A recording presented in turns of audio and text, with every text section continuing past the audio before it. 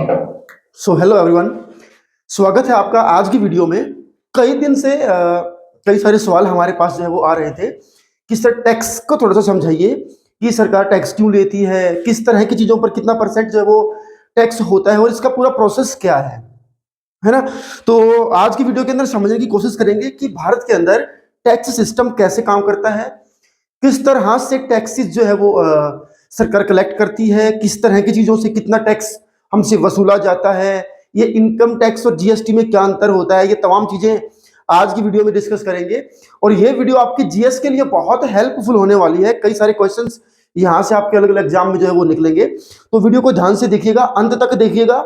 और वीडियो में ये भी डिस्कस करेंगे कि इंडिया के अंदर, भारत के अंदर कैसे टैक्स का एक माया जाल सा जो है ना वो बुनता हुआ दिखाई दे रहा है और सरकार किस तरीके से टैक्सेस को बढ़ा रही है और आम जनता के ऊपर इसका कितना प्रभाव पड़ता है, वो सब भी इस बातें भी इस वीडियो के अंदर डिस्कस करने वाला हूं।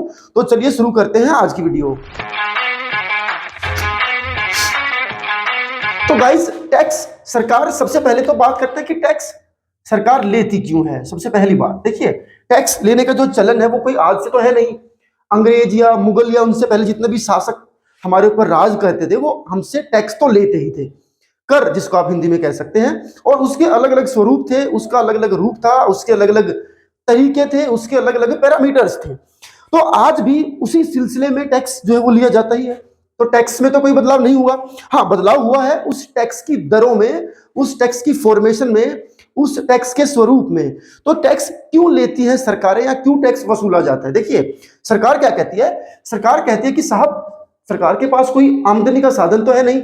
अब अगर हम बात करें, क्योंकि अब चूंकि गवर्नमेंट जो कंपनीज हैं, गवर्नमेंट जो इंस्टीट्यूशंस हैं, वो जैसे प्राइवेट होते जा रहे हैं, तो सरकार का ये मत है कि हमारी आमदनी कैसे होगी। अब सरकार को आमदनी क्यों चाहिए?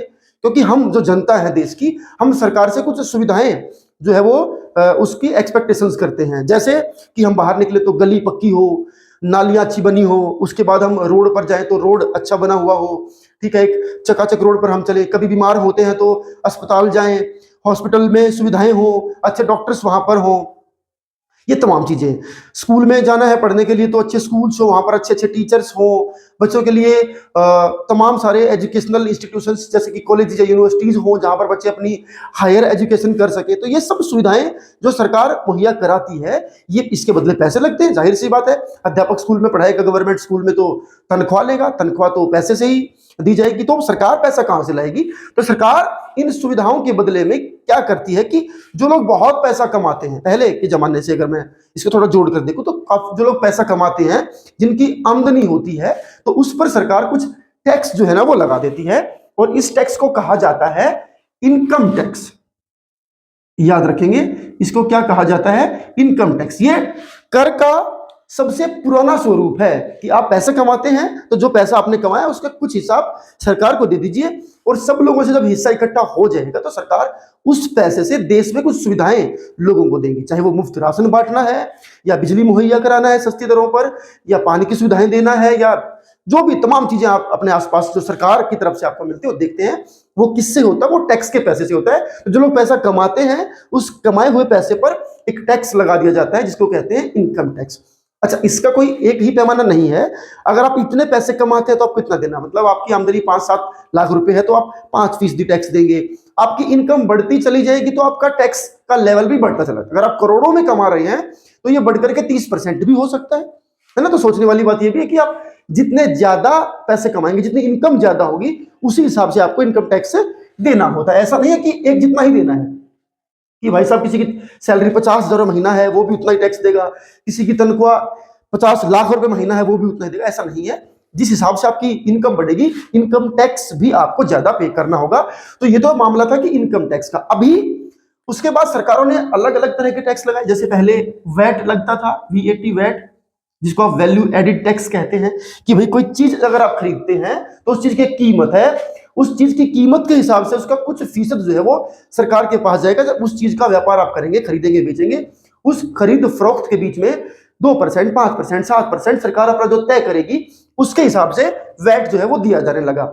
उसके बाद इस वैट को खत्म किया और ये वैट अलग अलग जगह पर अलग अलग होता था, मतलब कहीं पर कितना, कहीं पर कितना, कहीं पर कितना। तो 14% इसका एक ऊपरी स्वरूप था। बाद में सरकार ने कहा कि इसको फिनिश करते हैं भाई, इसकी जगह पर लेकर के आते हैं जीएसटी। क्या लेकर के आते हैं? GST, goods and service tax. दूसरी पार्टी वाले कहते हैं गब्बर सिंह टैक्स। ठीक है, तो हम तो इसको जीएसटी की फॉर्म में पढ़ेंगे, हमारा गब्बर सिंह टैक्स से कोई कनेक्शन यहां पर नहीं है, वो इसकी कोई ऐसी परिभाषा नहीं है। तो जीएसटी माने सेवाओं पर लगने वाला, चीजों पर लगने वाला एक टैक्स, जिसके बारे में रातों रात सरकार ने जब 2017 में इसको लागू करा, तो मोदी जी ने रात को 12 बजे मीटिंग बुलाई और इसका फैसला किया और लोगों को ये अश्योरिटी दी कि इसके आने के बाद आपके ऊपर तरह तरह के जो टैक्स अलग अलग स्टेट में लगते थे वो सब खत्म है, अब तमाम चीजें इस जीएसटी के दायरे में ही आएंगी। लेकिन यहां पर भी एक खेल हो गया गाइस। खेल क्या हो गया कि जो पेट्रोलियम जो प्रोडक्ट हैं वो इसके दायरे में नहीं आएंगे, उन पर अभी भी क्या लगेगा? वैट लगेगा। उसकी वजह क्या है वो भी हम बाद में डिस्कस करेंगे, और उसको जीएसटी में लेकर के आने से सरकार को क्या नुकसान होता वो भी मैं आपको बताऊंगा। तो सरकार ने फिलहाल जीएसटी लगाया, और जीएसटी लगाने के बाद सरकार ने इसके अंदर तकरीबन 4 स्लैब जो है ना वो बना दिए। ठीक है, तो 5% से शुरू होता है ये, उसके बाद ये 12%, उसके बाद ये 18% और फाइनली 28%। तो ये 4 स्लैब्स जो है वो गवर्नमेंट ने बताए कि भाई सभी चीजों को इन कैटेगरीज में जो है वो बांट दिया जाएगा। कुछ चीजों के ऊपर 5% टैक्स लगेगा, कुछ के ऊपर 12% लगेगा, कुछ के ऊपर 18% लगेगा, कुछ के ऊपर 28% जो है वो टैक्स देना होगा। अब सोचने वाली बात है कि इसका फैसला कैसे हुआ। अब जो चीजें बहुत ज्यादा असेंशियल कमोडिटीज हैं, माने गरीब से गरीब आदमी को भी चाहिए, उनको रखा गया इस 5% वाली चीजों में। ठीक है, कि भाई ये तो हर आदमी की जरूरत है, तो इस पे बहुत ज्यादा टैक्स लगाएंगे तो ये बहुत महंगी हो सकती है, और बहुत महंगी होने के बाद जो सबसे निचला वर्ग है हमारे समाज का, हमारे देश का, वो इसको परचेज नहीं कर पाएगा।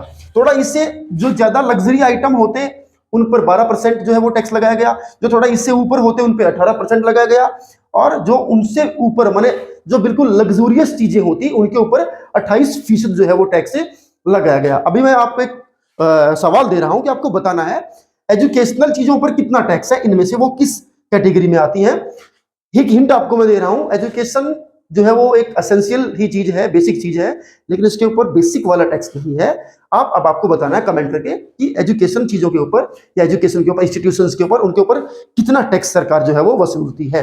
अब मैं आपको बता दूं कि जो महंगी महंगी गाड़ियां होती हैं तो उनके ऊपर जो है वो 28% टैक्स लगता है। दूध है, अंडे हैं, दही है, ये सब चीजें सबसे कम टैक्स स्लैब में आती है, क्योंकि ये एक बेसिक जो है वो कमोडिटी है, बेसिक जो है वो नीड है, तो सब लोगों को ये चाहिए।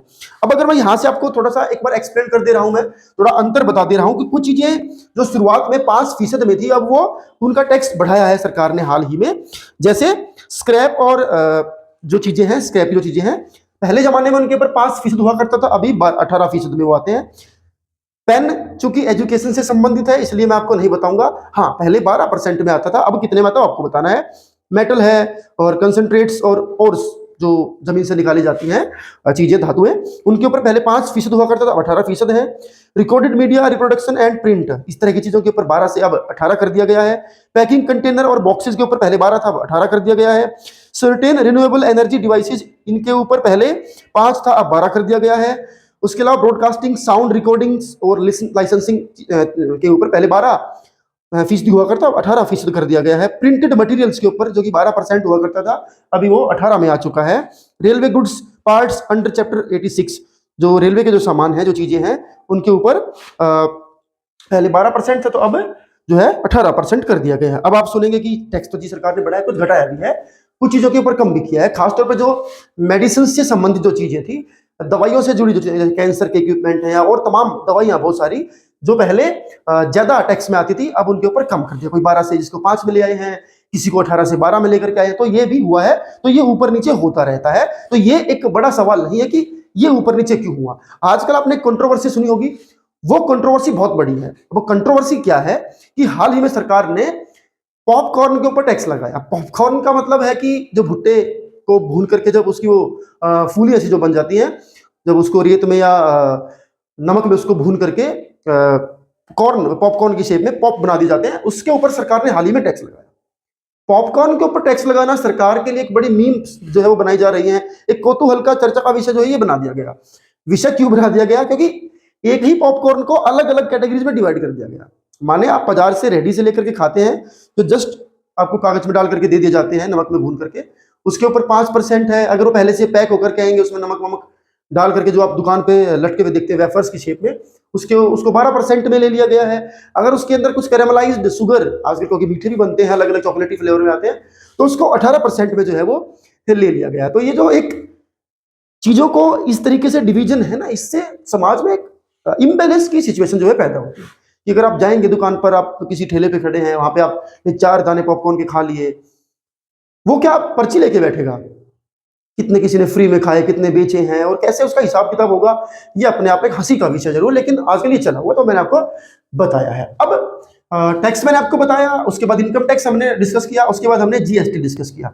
अब एक सवाल जो मैंने आपके लिए छोड़ा था कि जो मैंने बाद में आपको साथ डिस्कस करना था कि क्यों नहीं पेट्रोल डीजल इन तमाम चीजों को जीएसटी में लिया गया और वैट को हटा करके जीएसटी में क्यों नहीं लिया।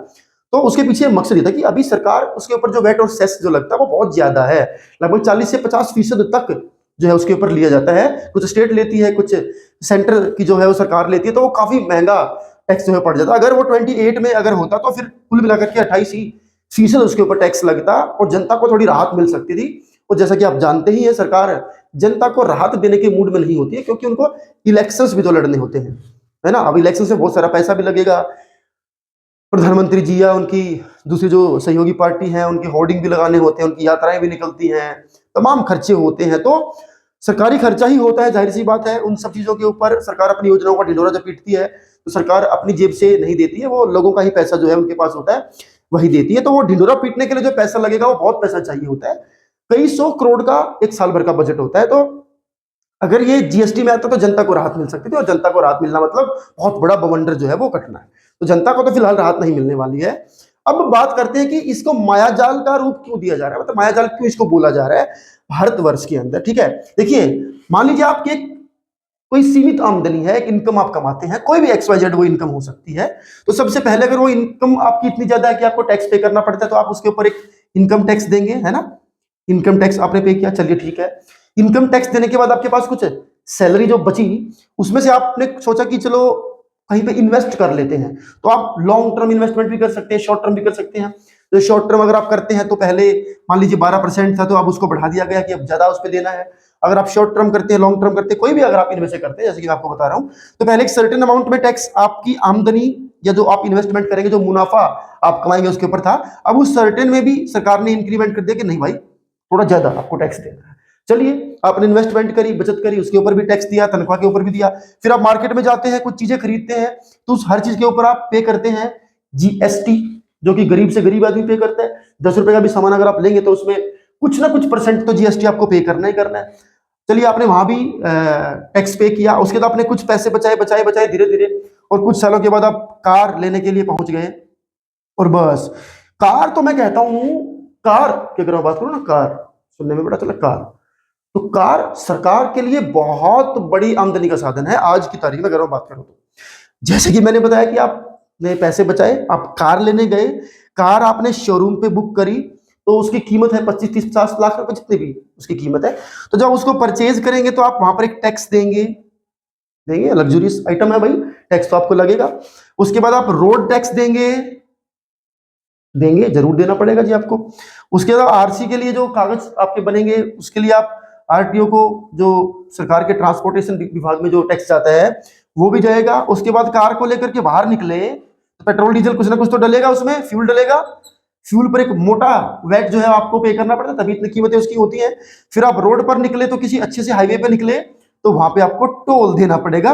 तो एक ही कार से सरकार कितनी जगह से पैसे कमा रही है, वो अपने आप में सोचने वाली बात है। जैसे एक बार फिर से बता दूं, कार जब बननी शुरू होती है तब से अगर मैं बात करूं, तो मैंने क्यों कहा कार एक बहुत बड़ा साधन है सरकार के लिए, कर का, टैक्स का। जब कार बनती है, मैन्युफैक्चर होती है, तो जो कंपनी ने प्लांट लगाया उसने टैक्स दिया, जैसे वो मैन्युफैक्चर हुई उसके ऊपर एक कीमत तय हुई, उसके ऊपर वो कंपनी सरकार को टैक्स देगी, वो शोरूम पे जाएगी, शोरूम से जो बिकेगी तो जो भी खरीदेगा उसको उसके ऊपर एक अच्छा खासा टैक्स देगा, रोड टैक्स देगा, जो उसके डॉक्यूमेंट्स बनेंगे उसका खर्चा देगा, उसका इंश्योरेंस भी होगा, हमने ऐड करना भूल गए, उसका इंश्योरेंस भी जो है वो सरकार को अच्छा खासा उसके ऊपर टैक्स जाएगा। उसके बाद फ्यूल डलेगा, उसके ऊपर खूब सारा वैट वो इंसान देगा।